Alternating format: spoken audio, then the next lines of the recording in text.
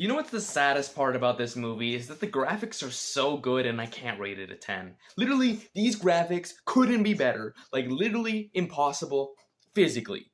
But for some reason, it's like they just drag themselves down. They had all the possibilities to make this a 10 out of 10 movie.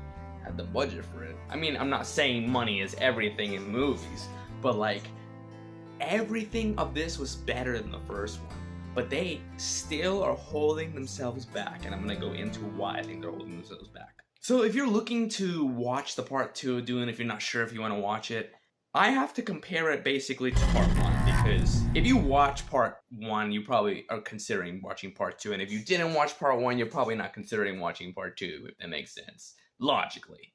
So, in comparison to part 1, Part 1 literally had 1 hour pass and nothing happened. It was so bizarre, so wild. I don't mean literally nothing, but like, I literally thought nothing of the plot. It moved like this much in 1 hour, the first part. This one, at least it moves double the pace, and that's still slow as sand, but I at least feel like it was moving along, regardless of how slow. It felt like we were getting somewhere in the second part, which made it so much better. Because a lot of the problems of the first one was that you literally weren't moving. You were staying stagnant, nothing was changing, no plot was developing.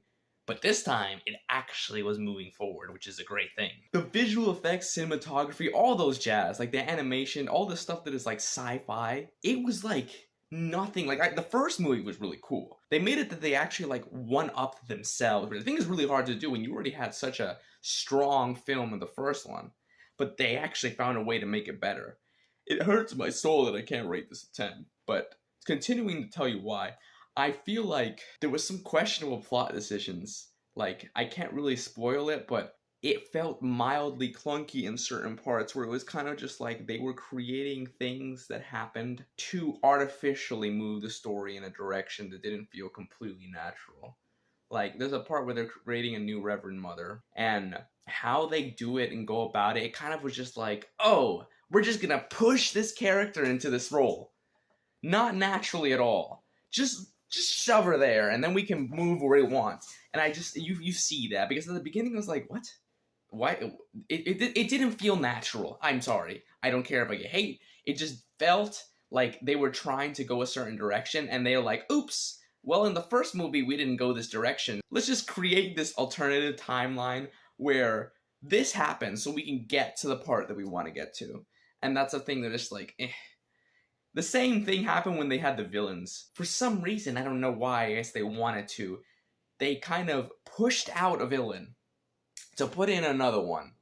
And it's like, why is it this artificial shift of the plot? Like, it's not like the plot in the first one was bad, but I just feel like it was very jagged in how they were trying to like shift it, like force instead of a natural flow. Obviously, the plot was still great, better than the first one in my opinion. So this is being nitpicky, don't get me wrong.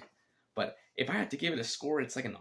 I went out of the theater saying 8.5, but realistically speaking, after thinking about it for a while, I'm like, why is it not a 9? And I couldn't think of any reasons, so it kind of is. Because it has the visuals and like cinematography for a 10. A couple clunky plot points, but it's like, and of course it's still slow, but like faster than the first one. So with those 3 things, it can't be a 10. But it's just so strong. It is so strong. You have to watch it. And if you haven't watched the first part, watch the first part, even if it's so slow.